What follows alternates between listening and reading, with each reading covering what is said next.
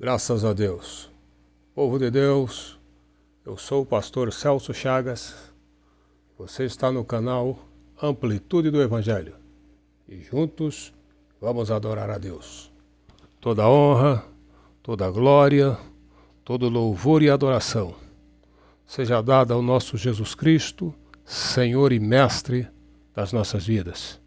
Aquele que tem nos orientado, nos instruído no seu temor, para que então possamos viver nessa terra e após completarmos a nossa vida aqui, então partirmos para o céu se a Ele formos fiéis até o final. Ou se a trombeta ecoar, nós possamos subir no arrebatamento. Isto é garantido, assegurado na sua palavra. Glória seja dada ao seu santo nome.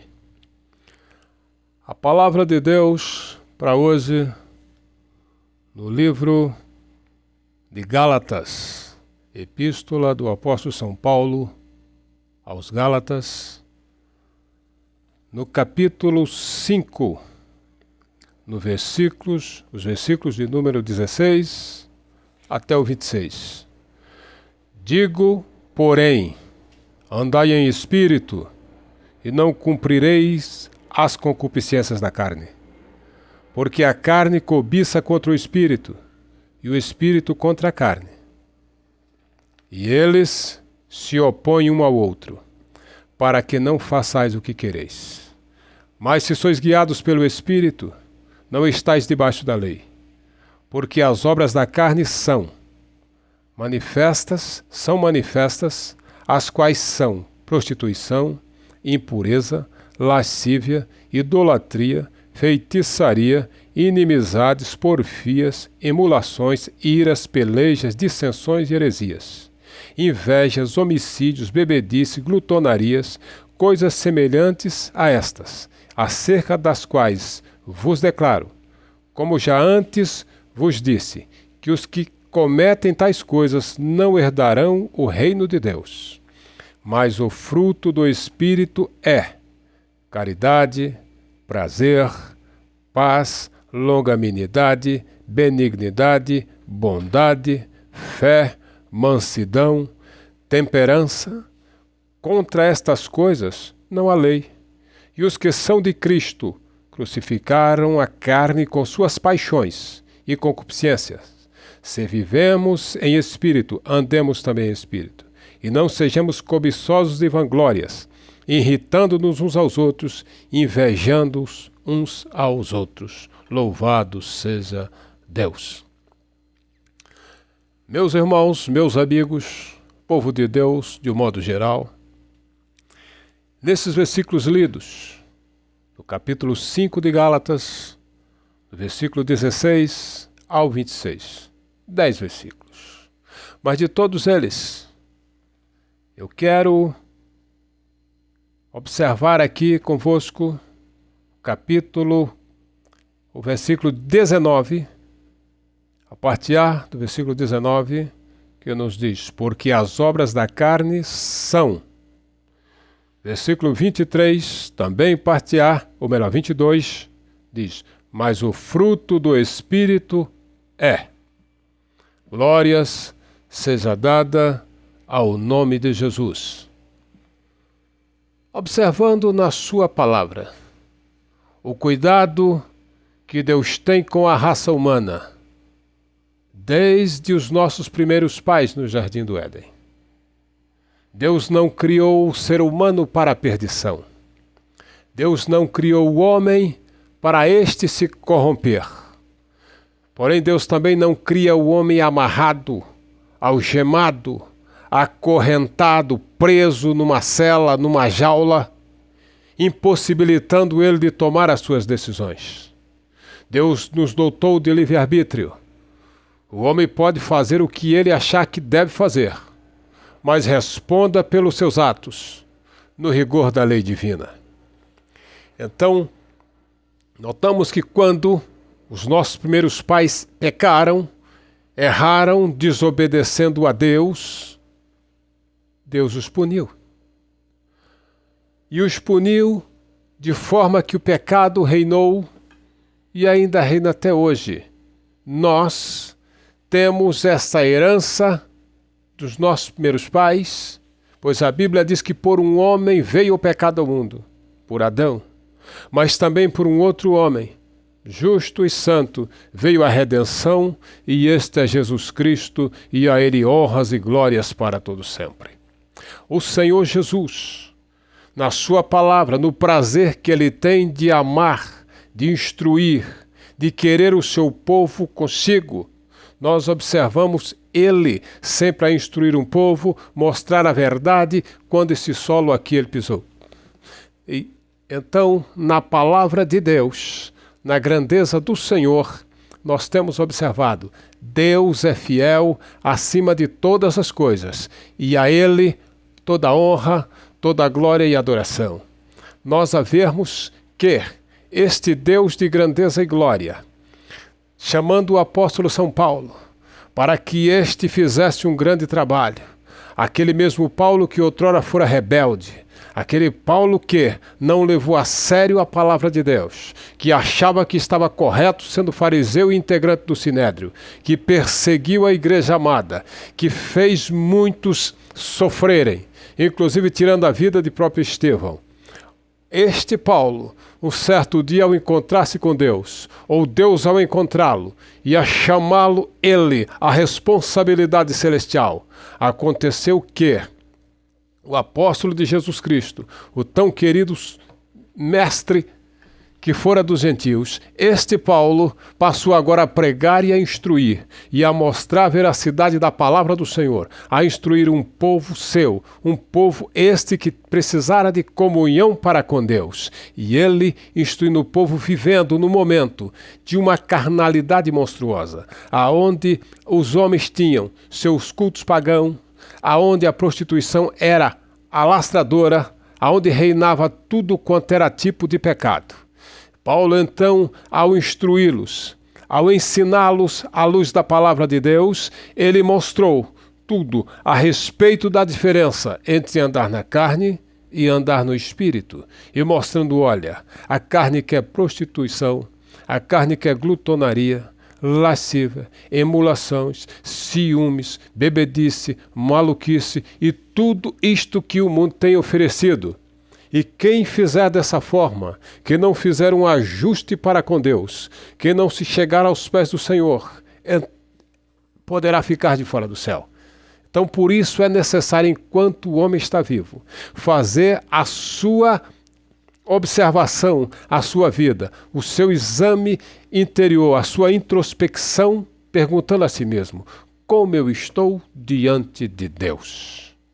E ninguém melhor do que o próprio homem para saber como ele está. Paulo vai mostrar todas essas obras da carne. Nós podemos observar que a cada dia que passa, há uma engenharia social montada para a destruição, para a desconstrução dos valores morais e éticos, para a destruição das famílias, para a destruição dos valores, para a perversão dos corações, e isto pensado nos mínimos detalhes. Me faz lembrar da Revolução Russa, quando Lenin tomou o poder do czar. E aí então, ao tomar o poder, ele impôs uma ditadura comunista. E ao impor essa ditadura, uma das desgraças que Lenin fez foi criar um decálogo. E no decálogo de Lenin, se você não conhece, eu estou com ele aqui, vou ler para você. Corrompa a juventude e deles liberdade sexual. Infiltre e depois controle todos os veículos de comunicação em massa. Divida a população em grupos antagônicos, incitando as discussões sobre assuntos sociais. Fale sempre sobre democracia e Estado de Direito, mas tão logo haja oportunidade, assuma o poder sem nenhum escrúpulo. Colabore para o esbanjamento do dinheiro público. Coloque em descrédito a imagem do país, especialmente no exterior, e provoque o pânico e o desassossego na população por meio da inflação. Promova greves mesmo ilegais nas indústrias vitais do país. Promova distúrbios e contribua para que as autoridades constituídas não as coíbam. Contribua para a derrocada dos valores morais, da honestidade, da crença, das promessas nos governantes, nossos parlamentares infiltrados nos partidos democráticos. Devam acusar os não comunistas, obrigando-os sem pena de expô-lo ao ridículo e votar socialmente no que for de interesse da causa socialista. Procure catalogar todos aqueles que possuam arma de fogo para que ela seja confiscada no momento oportuno, tornando impossível qualquer resistência à causa. Isto é ou não é um pacote carnal de uma brutalidade estúpida pronta para destruir a raça humana? A juventude se é levada à rebelião. E ao se tornar cada vez mais rebelde por falta da instrução que não tivera na sua infância, eles se tornam presa fácil, aonde se diz assim, dá a eles liberdade sexual. Se prega o amor livre, se prega o que bem se quiser fazer, nas escolas, na rua, na televisão, onde quer que seja. E muitas famílias contribuem com isso, assistindo programas imorais para acabar de ajudar essa engenharia do inferno, afastando então cada vez mais as pessoas de Deus e vivendo uma vida cada vez mais carnal, esquecendo-se que você não é somente carnal, você é carne, mas você é alma e também é espírito, e é o seu espírito que prestará contas a Deus um dia, indiferente da religião a qual tu professas. Por isso, o apóstolo São Paulo, ao dizer nas suas palavras, olha, a carne contenda contra o espírito. E numa batalha, no ringue, alguém tem que ser vencedor. Alguém tem que vencer. Não pode se sair de uma batalha, não ficamos amiguinhos, ninguém se machucou, isso não é verdade. Então, se os teus atos forem mais carnal, cada dia que passa tu piorará mais a sua vida. Se a tua vida, ao invés de ler bons livros, ao invés de ouvir boas músicas, estiver assistindo filme pornográfico, lendo revistas malignas, músicas diabólicas, você vai se tornando cada vez mais carnal, cada vez mais tendo os olhos carregados de prostituição, de adultério, cada vez mais carregado de glutonaria, de maluquice, daquilo que desagrada a Deus. E Deus não quer que você proceda dessa forma, mas Deus quer que você tenha com Ele comunhão, pois Ele é teu Pai e tu és filho, e nada melhor do que, como filho, obedecer ao paizão que está no céu, pronto para te abençoar rica e gloriosamente. Observamos quando Paulo diz no versículo 20, ele diz, olha, a idolatria, a feitiçaria, quanta idolatria tem se levantado, quanto culto à personalidade, quantos homens que são adorados ou mulheres, quanta gente se passa dias, horas na fila para poder conseguir o ingresso para ir assistir o seu ídolo querido, seja no futebol, na música, no que quer que seja. Por que razão? Porque ele acha que ali está um super, um poderoso, um Deus do Olimpo, ele tem que chegar pelo menos próximo. Isto é idolatria. E o povo sem querer, sem perceber, comete tal pecado, ainda que sem saber. Quantos pais que idolatram filhos, ou filhos que idolatram pais, até mesmo no meio evangélico. Quanta gente tem idolatrado os seus astros e estrelas? Meus irmãos, voltemos para a palavra do Senhor. A palavra de Deus, que garante firmemente que Deus é fiel e tem a solução para todos os problemas. Não é justo ficarmos afastando-nos e cada vez mais ficando distante, porque Deus, este Deus de amor e bondade, Ele também tem um preço a cobrar, se nós a Ele não formos fiéis. Quando nós observamos nos tempos dos apóstolos, quando já se diziam dos falsos mestres, aonde Pedro, no capítulo 2 de 2 Pedro, no capítulo 2, versículo 1, Pedro já dizia, olha, também houve entre o povo falsos profetas, como entre vós haverá também falsos doutores, introduzirão encobertamente heresias de predição e negarão o Senhor que os resgatou, trazendo sobre eles mesmos repentina perdição. Muitos seguirão as suas dissoluções, pelos quais serão blasfemado o caminho da verdade, e por avareza farão negócios com palavras fingidas. Quantos falsos mestres têm se levantado? Quantos mercenários têm se levantado? A pregar com palavras fingidas, a mostrar o céu mesmo vivendo no inferno, a mostrar para o povo que eles vão receber isso ou aquilo, quando na verdade são verdadeiros sanguessugas que estão a dizer ao povo, olha, faça isso que Deus é obrigado a fazer. Deus não é obrigado a fazer nada. Deus tem compromisso com a sua palavra. A obrigação de Deus é te abençoar segundo o propósito do seu coração. Se você for fiel a Deus, Deus é fiel na sua palavra, te abençoará, sem imposição de seu ninguém. Deus é bom e a Ele honras e glórias. Portanto, obedeçamos à palavra de Deus e procuremos nos aproximar mais, cada vez mais, de uma vida reta, justa, honesta para com o Mestre. Esta vida que Ele nos chamou para viver e nos deu o privilégio de viver por intermédio do seu Santo Filho Jesus. Pois nós, por sabermos que ao findar a nossa vida nessa terra, teremos uma certeza que há uma eternidade para viver e nós pretendemos estar com o Senhor.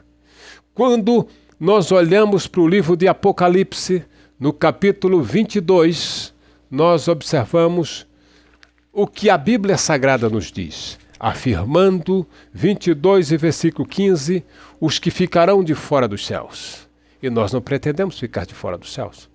A vida já é árdua, a batalha já é dura, já é difícil, mas nós queremos lutar. Pois a Bíblia diz, Paulo escrevendo diz, olha, que as aflições do tempo presente não são nem para se comparar com a glória que a nós há de ser revelada, com a Jerusalém celestial que nos aguarda, com o céu que Deus preparou para os seus. Por isso, vamos obedecer aquilo que está escrito. Apocalipse 22 e 15 nos diz, ficarão de fora os cães, os feiticeiros, e os que se prostituem, e os homicidas e os idólatras, e qualquer que ama e comete a mentira, desde que tenha morrido nos seus pecados. Pois para qualquer pecado, exceto a blasfêmia contra o Espírito Santo, tem perdão, porém em vida. Se o homem está vivo, não importa se ele foi homicida, quantos já matou, não importa o que tenha feito, o que importa é que Deus, lá no céu, tem perdão para aquele que nele acredita, para aquele que se dobra segundo a sua palavra e deixa então de viver uma vida carnal, obstinada, inclinada ao erro, afastada cada vez mais do Senhor. Quando nós observamos a palavra feiticeiros aqui na Bíblia Sagrada, quantos poderiam dizer assim, então é aquele que tem um terreiro, é aquele... Vem cá. A Bíblia diz que todo rebelde é considerado feiticeiro, macumbeiro, cruel e ímpio da pior qualidade. Quando Deus mandou Saul destruir os inimigos, rei Saul, primeiro rei de Israel, no capítulo 15 de 1 Samuel, e no versículo 23. Samuel repreende a Saul por não ter cumprido a ordem do Senhor, por não ter dito o que era para ser feito. Saul, o que eu te mandei fazer? Por que não cumpriste? Porque foste rebelde à palavra do Senhor. Saul, a rebelião é como o pecado de feitiçaria. Em outras palavras, todo rebelde é feiticeiro. A tua rebelião é contra o quê? É contra o próximo? É contra os teus pais? Os teus irmãos? Teu pastor? Tua esposa? Teu esposo? É contra a palavra de Deus? A tua rebelião é contra o quê? Se tu és rebelde, se tu tens se rebelado, volta-te para Deus que é grandioso em perdoar. E não perde a oportunidade de aproximar-se do Senhor, receber dele a providência, a bênção que é destinada para que a sua vida passe a ter comunhão com Ele, ande em retidão para com Ele, de acordo com o seu querer, ajustado na sua palavra, de acordo com o que a Bíblia diz. Vivendo em novidade de vida, vivendo uma vida espiritual para com o Senhor. Pois o que nós vemos, o que nós lemos nesta noite, é que nesse exato momento, ao ler a Bíblia Sagrada. Do lado há uma contenda, há contenda entre carne e espírito. E eu disse no início, um tem que sair vencedor. De que lado você quer estar? Você quer estar lutando carnalmente? Pecando cada vez mais? Ou quer pedir perdão a Deus pelos seus erros e se voltar para o Pai que é grandioso em perdoar? E então viver em novidade de vida, produzindo bons frutos e frutos espirituais. Como diz o versículo 22, mas o fruto do Espírito é caridade, prazer na obra de Deus, prazer no seu trabalho, na sua vida familiar, na vida conjugal, prazer em educar os seus filhos, prazer em tratar bem as pessoas, enfim, ser prazeroso em tudo que faz, ter longanimidade, benignidade, bondade, fé, acima de tudo, mansidão, que não é fácil ser manso, mas Deus conduz ao deserto para amansar, para instruir, e ter temperança. Temperança. É bênção do céu ou não é? Saber entrar e sair. Saber ser justo, manter a sua equidade, saber ser honesto, olhar para dentro de si próprio, fazer um exame de introspecção, olhando para a sua alma, orando e dizendo, Senhor, se há algo mal em mim, ajuda-me a me corrigir. Como diz Paulo aos Efésios, ou melhor, aos Coríntios 11, 28, examine, pois, o homem a si mesmo. Então ninguém melhor para examinar a cada um. Nós somos para examinar a nós mesmos, não tem ninguém melhor. É fácil examinar a vida do próximo, mas Deus quer que nós examinemos a nossa, o próximo que Ele próprio examine. Então que Deus em Cristo te abençoe, que possamos juntos enfrentar as lutas nesse mundo tão adverso, tão difícil, aonde levantam-se inimigos de todas as partes, mas que nós possamos lutar firmados na palavra de Deus, prontos e aptos para pregar o Evangelho e mostrar ao mundo perdido que só o Senhor é Deus e a Ele honras e glórias. Você que ouviu a palavra nesse momento, eu te convido para nós fazermos uma oração a Deus. Nessa oração, quero estar abençoando a sua vida, onde quer que tu esteja. Deus ouve as orações daqueles que clamam a Ele com sinceridade. Aqueles que buscam e acreditam que Deus é fiel para ouvir e atender o seu clamor. Sempre foi assim na Bíblia Sagrada e sempre será até o final. Aonde você estiver, se puder, houver essa possibilidade, feche os seus olhos para falar com Deus. Mas se não há possibilidade, você está em uma função que não lhe permite abrir os olhos, Deus lhe ouve da mesma forma.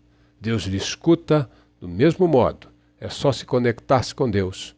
E lá nos céus, o nosso Pai Celestial a abençoará ricamente, porque ouvirá a nossa oração, pois estamos antenados, conectados nele, na sua palavra.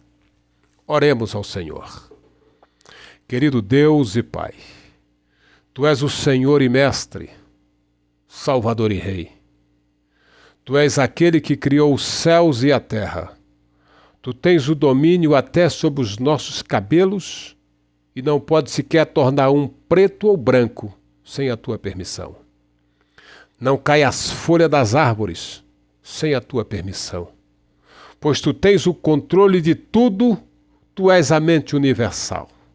Antes que esse mundo fosse formado, Tu já tinha totalmente nos mínimos detalhes traçado aí no céu, do princípio ao fim, toda a sua trajetória. Ó Deus, no nome do Teu Filho Jesus Cristo, eu preguei a Tua palavra. E agora, meu Pai, diante de Ti, eu apresento, Senhor, quantas vidas que estão carentes e necessitadas da Tua mensagem e da Tua intercessão, da Tua intervenção. Pai, eu oro a Ti agora por aquele que está passando por sérios momentos sérios problemas difíceis de se resolver, mas para ti não há barreiras, para ti não há impossíveis. O Senhor pode fazer aquilo que o homem não pode fazer. Sabe, aquele que possa estar no leito do hospital, até mesmo no UTI, já desenganados, parentes já comprando o caixão, mas tu, quando diz eu sou o que sou, fora de mim não há outro, tu pode entrar no hospital, restabelecer a vida, porque não é à toa que tu retiraste até mesmo Lázaro da sepultura com 4 dias de morto. Ó Deus, aquele que está passando por momento, eu quero que tu entre lá e resolva, curando, levando a cura, restabelecendo a saúde e dando a vitória a esse que acredita no teu nome. Ó Deus puro, maravilhoso e bendito, aquele que está enfrentando uma crise financeira das terríveis, enfrentando o desemprego, que a porta não se abre, que já mandou currículos, que já tentou de todas as sortes, que a tua providência, Senhor, entre nessa vida, solucione o problema, traze a vitória. Ó meu amado mestre, aquele que está passando por momentos dificílimos, Pai Santo, brigas familiares, discórdias, contendas, que não se sabe aonde vai chegar, mas que o Senhor, que é poderoso, que é grandioso para entrar com providência, tem o prazer de solucionar os problemas. Aonde o homem diz não, não tem mais jeito, a tua providência começa. Foi tu aquele Deus que entrou com providência para que Agar não morresse no deserto, lá no primeiro livro da Bíblia. És tua providência, Senhor, quando guardaste os teus filhos de todas as tribulações, que guiaste o teu povo pelo deserto. Por isso tu és o Deus ao qual nós adoramos e cremos na tua palavra. Senhor meu Deus, crendo na tua bênção que é grandiosa, que o Senhor entre em cada vida, solucione cada problema de acordo com a necessidade de cada um, eu declaro a bênção e a vitória. Como ministro do teu evangelho, que a tua palavra penetre a cada coração e aqueles que estão à distância que receberão essa mensagem, sejam abençoados no nome de Jesus, para a glória e louvor do teu nome. Amém. E glórias a Jesus, e que Deus em Cristo te abençoe, e até o nosso próximo vídeo, se Deus assim nos permitir.